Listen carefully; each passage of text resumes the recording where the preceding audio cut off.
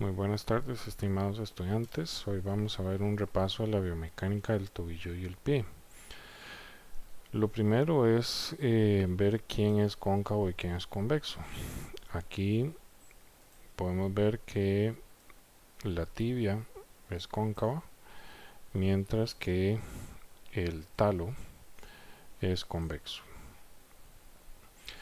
Algo relevante también, vean que en esta vista superior está la parte anterior y está la parte posterior del talo. Noten que el talo es más ancho por adelante que por atrás. Esto va a ser relevante cuando hablemos de la dorsiflexión. Algunos puntos, recuerden pues que el malleolo lateral es un poquito más bajo para dar más estabilidad hacia esa zona, que es donde tenemos la mayor cantidad de esguinces. Entonces el pie, cuando nosotros hacemos el choque talón, tiene que funcionar como un compensador. Por lo tanto, al darse el choque del talón en el suelo, esto tiene que funcionar de una forma flexible para poder absorber esa carga de peso. Luego el pie tiene que convertirse en una columna rígida que permita al gastrocnemio poder hacer el impulso del cuerpo hacia adelante. Recuerden que el gastrocnemio se inserta en el calcáneo. Si el calcáneo no tiene una buena estabilidad con el resto de los huesos, dígase el talo, dígase el cuboides, dígase los metas y las cuñas, entonces se va a perder potencia a la hora del impulso. A eso es lo que le llamamos una adecuada rigidez del pie.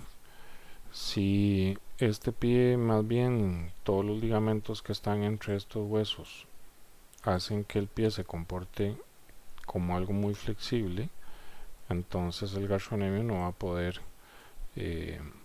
impulsar con fuerza adecuada. Esto sería como tratar de empujar una piedra. Si ustedes tienen una piedra y ponen una barra de metal y ustedes están acá intentando empujar la piedra, ¿verdad? Si la barra que ustedes están usando es de metal, rígida, ustedes van a poder empujar la piedra para abajo en una montaña. Pero si esta palanca es una palanca de goma, un tubo plástico, ustedes van a doblarla, ¿verdad? Van a intentar empujar la piedra y lo que se va a doblar es el tubo de goma. Algo así pasaría si el pie no tiene ligamentos que le den esa rigidez importante para la estabilidad. Veamos un momento este video que nos habla de los arcos. Aquí podemos ver pues que tenemos un arco longitudinal, ese amarillo, y un arco transverso metatarsal. Ambos arcos son muy importantes para distribuir toda la carga de peso y ellos van a estar sostenidos lógicamente por la estructura ligamentosa y por los músculos. Los arcos pues dan esta elasticidad para poder hacer la absorción de cargas y también pues permite dar estabilidad porque distribuyen el peso como lo hace un arco, como lo vemos acá en el ejemplo. Esta distribución de carga de forma balanceada es muy relevante y por eso pues un pie que tenga un arco normal va a ser más funcional que uno que, por ejemplo, un pie plano que va a tener más bien una carga de peso más hacia la cara medial.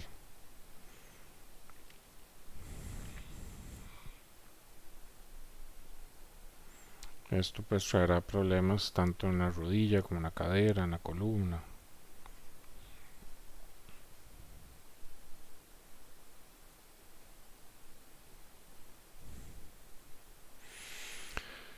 Hay una línea que es conocida como la línea de phase que va del maleolo medial a la tuberosidad del navicular y la base del primer metatarso. En un pie normal estos tres puntos están en línea, pero en un pie plano el navicular va a estar caído.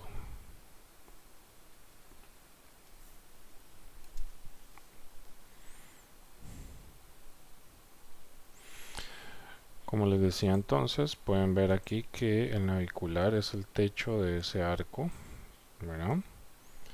Y él va a ser como el punto relevante para ver qué tanto está bien o simétrico este arco del pie. Entonces va a ser relevante en nuestra evaluación. Otro punto relevante acá es la dirección de las articulaciones de los huesos de la primera cuña o cuña medial, el navicular y el talo. Si nosotros pretendemos movilizar estos huesos, tendríamos que hacerlo en esta dirección. Otra cosa relevante e importante, viendo ahí al talo desde la vista medial, podemos ver que el talo acá es cóncavo con respecto al calcáneo, o sea, por la parte posterior es cóncavo, pero por la parte anterior es convexo. Esto lo podemos ver también en la vista el lateral. Ven acá que el talo es cóncavo, pero es convexo por adelante. El cuboides, que es este hueso, va a ser el techo del arco lateral, que sería este.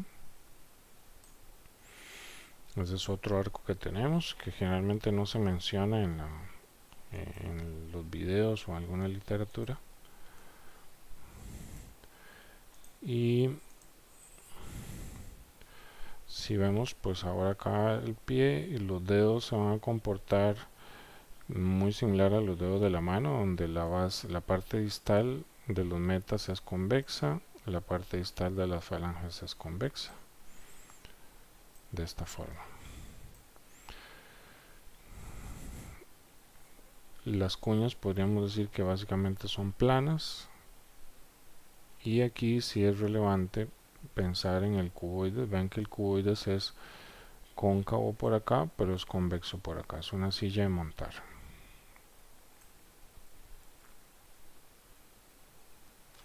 Si vemos el pie de arriba, tenemos esta línea roja que es conocida como la línea transversa del tarso o línea de Chopard, y esa línea nos va a dividir al retropié de lo que sería el medio pie. Y luego tenemos una línea en azul que es conocida como la línea del tarso metatarsiana o línea del isfran, que nos divide el medio pie del antepié.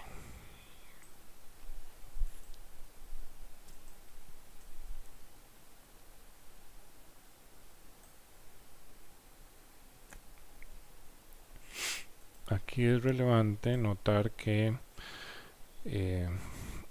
la línea o columna medial es la columna que nos va a dar esa absorción de carga de peso. Por eso está el arco longitudinal medial, para dar cuando hacemos el choque, esta columna es la que permite la absorción, y la columna lateral es la que nos va a permitir hacer el impulso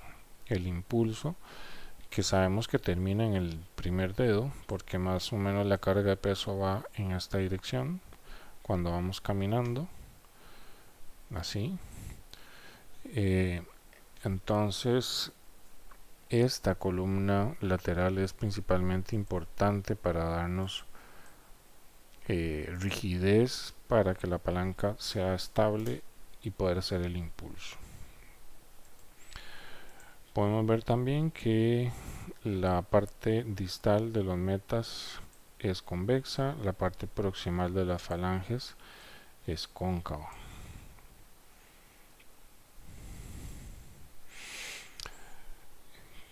Aquí quiero hacer una analogía cuando vemos una pata de rana como esta, las patas de rana así deberían de ser nuestros zapatos, porque si vemos nuestro pie, vean que el pie tiene esa configuración. Es más angosto por proximal, pero es más ancho por distal. Entonces los zapatos deberían de tener esa configuración. Pero la realidad es que vemos que no es así en la mayoría de los zapatos. Acá pueden ver que el talo, que es este hueso, articula con la primera cuña, que es esta, y lo hace con una parte que es convexa con respecto a la cuña, perdón, convexa con respecto al navicular, que este es el navicular, no la cuña. La cuña medial sería esta. Entonces vean que vamos a ir quitando, vean que el navicular también es convexo con respecto a las cuñas. Entonces esto podríamos decir que sigue una configuración que es convexo, convexo por acá, convexo, convexo. Entonces podemos guiarnos por ahí. Esta es una vista anterior del talo para que vean la convexidad del talo que articularía con el navicular, y aquí podemos ver la silla de montar del cuboides. Este es el calcáneo, ¿verdad? La articulación del calcáneo que articula con el cuboides. Aquí está afuera el cuboides. Y si escondemos al talo, ven ustedes que el talo está encima de esto que sería convexo, o sea, perdón, cóncavo. Entonces el talo articularía así, y acá el talo sería convexo. Entonces repito, el talo es convexo por posterior, pero es cóncavo por anterior. En el choque talón se privilegia entonces la columna medial para absorción de choque, y en el impulso la columna lateral del pie que nos da impulso. Cabe resaltar que los movimientos acoplados del tobillo son la flexión plantar con la supinación y la dorsiflexión con la pronación. También es relevante que cuando ustedes vean algunos pies van a ver callosidades en estas zonas. Estos son indicadores de cargas de peso o de pies, por ejemplo, con un arco muy elevado. Entonces son indicadores que nos pueden ayudar. Si analizamos zapatos, vean que estos zapatos, además de que llevan todo el peso a la base de los metas, no permiten al pie tener esa apertura por distal. También estas tenis, vean que tienen punta, y esto no permite entonces que los dedos tengan un suficiente espacio para funcionar mecánicamente. En tenis tan avanzadas como estas, que son las tenis LeBron, los que no conocen, pues LeBron James es un jugador de mucha trayectoria de básquetbol, y estos son tal vez las mejores tenis que hay en este momento para jugar básquetbol. Tienen una burbuja de aire en todo el tenis, con separaciones en espacios acá que permiten la flexibilidad de los diferentes huesos. También cabe resaltar que el pie no acepta una altura mayor de 5 centímetros de tacón mecánicamente. Entonces ya no se recomendaría usar tacones de este tipo de aguja. Y en un estudio se encontró que los tenis pierden su coeficiente de absorción a los 6 meses o un año. Me refiero a los que tienen espuma viscoelástica como compensación. Esta es una pregunta que de repente pues vale la pena hacer. Aquí se recomienda el uso de las plantillas para un pie plano. Pues algunos recomiendan que se empiecen a usar a partir de los 8 o 9 años, que es cuando el pie tiene, o sea, se debería dejar que el niño en toda esa edad, desde los 0 hasta los 7, 8 años, pueda tener juego, ojalá con el pie libre, en diferentes terrenos para que el pie pueda desarrollar sensibilidad y adaptación. La mantención del arco del pie a nivel estático va a ser producto del soporte de los huesos y la acción de los ligamentos. Aquí casi que los músculos no van a ver mucho, entonces como pensar que nosotros vamos a cambiar un pie plano con fortalecimiento no es una meta muy lograble. También pues cabe resaltar que la fascia plantar absorbe un 60% del estrés de la carga. Entonces la gente que tiene fascitis, inflamación de la fascia plantar, dolor, hay que pensar que posiblemente tenga un pie rígido que no permite la adaptación ante las cargas de choque. También pues la fascia plantar tiene una cierta continuidad con el tríceps sural, por lo tanto las tensiones de la fascia plantar están relacionadas muchas veces con puntos gatillo del sóleo o del gastrocnemio. Vale la pena revisar el dolor que puede existir en la zona de sóleo y gastrocnemio que podría irradiar a la zona de la fascia plantar.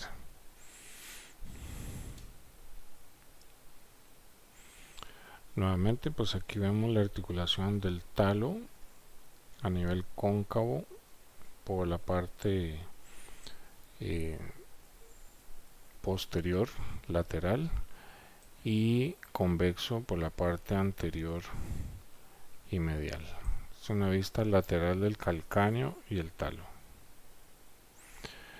Y aquí tendríamos la vista, vamos a borrar la vista medial para que vean ustedes la relevancia del barquito que les decía en clase, que es este, el sustentáculo tali, que es cóncavo por la parte medial y anterior. Entonces bueno, aquí tendríamos al calcáneo y este que está arriba es el talo. Si bajamos esto acá, calza perfectamente. Vean que esta concavidad calza aquí y esta convexidad calza aquí. Okay. Les decía que es relevante lo de la anchura del talo en la parte de adelante, o sea, el talo es más ancho por delante. Cuando nosotros hacemos dorsiflexión, que aquí sería esto, el rango de dorsiflexión es menor, más o menos 20-30 grados si lo comparamos con los 30-50 de la flex plantar. Ese menor rango de dorsiflexión se da precisamente por el tope óseo que tenemos acá, ese choque aquí en la parte anterior entre la tibia y el talo, y también porque el talo es más ancho por delante. Veamos acá los ligamentos laterales. Aquí tendríamos el ligamento talo fibular anterior, que vean que es más horizontalizado. Aquí nos podemos guiar por el seno del tarso, que es este. Aquí tenemos este ligamento, que es un ligamento interóseo, que les decía yo que se sensibilizaba mucho ante los esguinces. Luego tenemos este otro que también se sensibiliza mucho, que es el ligamento bifurcado. Se sensibiliza mucho cuando hay esguinces laterales. Y por medial tenemos el que palpamos en clase, que era el ligamento resorte o ligamento calcáneo navicular. Todo en conjunto, esto es conocido como el ligamento deltoideo por la forma que tiene de una delta.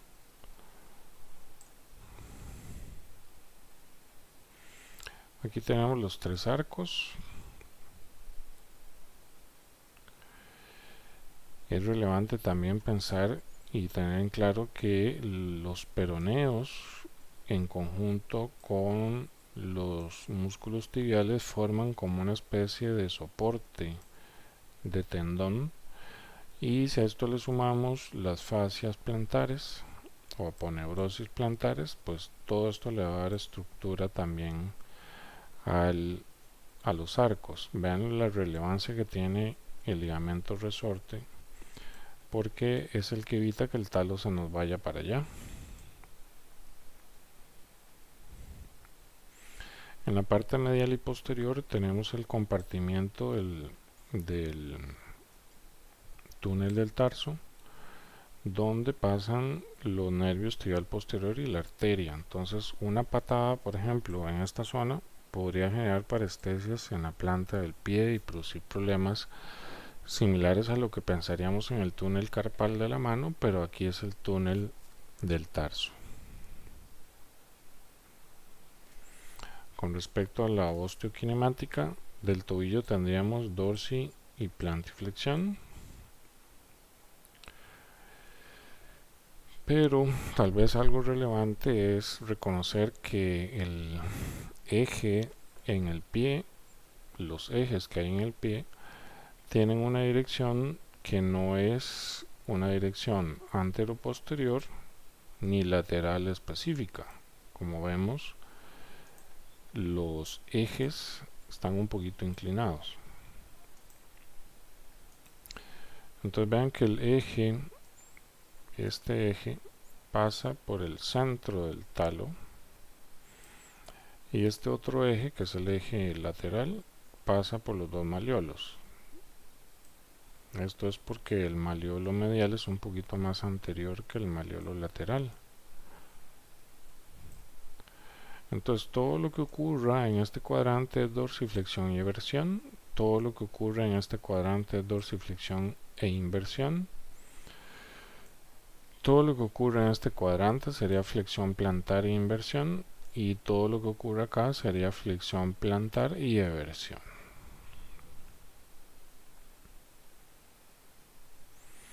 Sigamos ahora el eje desde la vista coronal posterior. Noten que el malleolo lateral es un poquito más bajo, por lo tanto el eje no está totalmente horizontal, sino que está inclinado.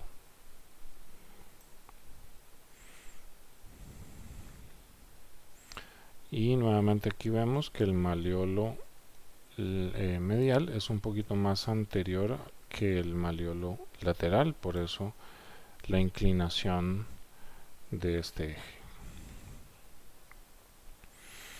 También para la articulación subtalar, el eje tiene esta inclinación de arriba hacia abajo, y esta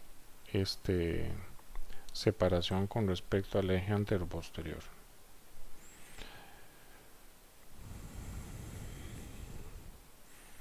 Entonces tenemos que ante la dorsiflexión el talo tiene que deslizarse hacia posterior, pero también tiene que hacerlo hacia medial,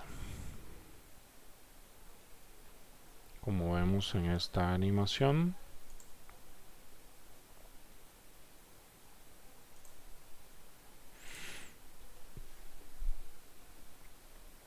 En la dorsiflexión entonces ocurre ese movimiento de deslizamiento posterior y medial.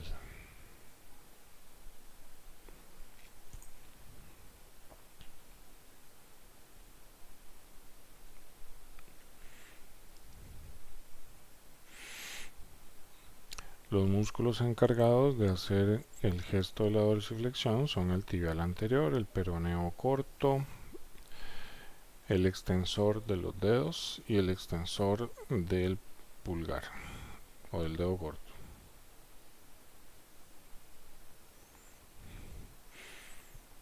Con respecto a la membrana interósea que está entre la tibia y la fíbula, cuando nosotros hacemos el choque talón o cuando hacemos la dorsiflexión, como vemos acá, les decía que el talo es más ancho por delante, entonces eso lo que hace es abrir la mortaja y hace que la membrana interosa se tense.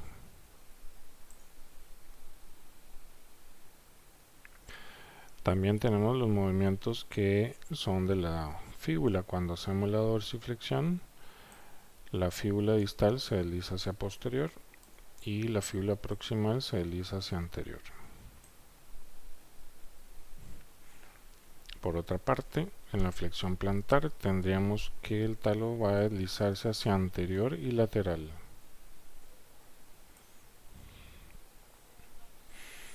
Como vemos en esta animación.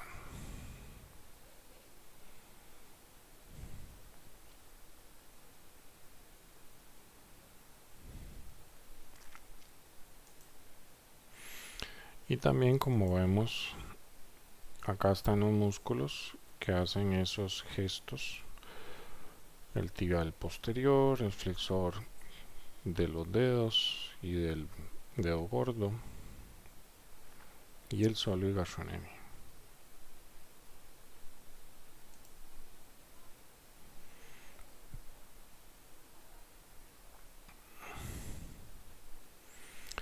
Por otra parte, en la plantiflexión, entonces la parte distal de la fíbula se va para adelante y la parte proximal de la fíbula se va hacia atrás. Ahí tienen el eje de la articulación entre el talo y el calcáneo, que para efectos de este curso nosotros solo vamos a hacer la tracción. Aquí tenemos qué es lo que ocurre en la pronación. Entonces vean que en la pronación el talo rota hacia medial, se adelanta y cae a la línea media, o sea, se aduce, mientras que el calcáneo asciende y se lateraliza. Eso en la pronación. En la flexión plantar lo que tenemos es que tanto el navicular como la cuña, los metas, van a deslizarse hacia plantar,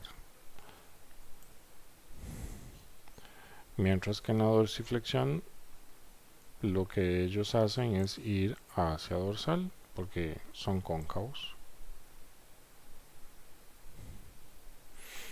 Igual en los dedos, si queremos ganar flexión vamos a ir hacia plantar, si queremos ganar extensión vamos a ir hacia deslizamiento dorsal. Ahí les dejo, tal vez la más relevante de los LUSPAC va a ser esta para efectos del curso, y también esta de la primera metatarsofalangica, porque es muy relevante movilizar esta articulación del primer dedo, porque el primer dedo o el dedo gordo del pie es muy relevante en el impulso. Muy bien, muchas gracias.